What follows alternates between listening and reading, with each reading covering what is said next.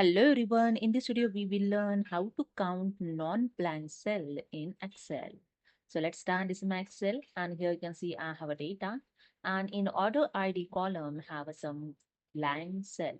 Okay, so here I'm going to count only the non-blank cell. So simply select the cell and use the is equal to and enter the count A. So select here the count A function and select the range, the values. So select the range of data. So I select here the entire range of data. Just select the entire range of data and the bracket close and enter. Here you can see the 493 is a non-blank cell.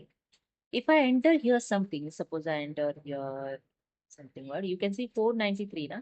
When I press the enter and you can see 494, it means only count the non-blank cells. Okay, the blank cell is not considered here.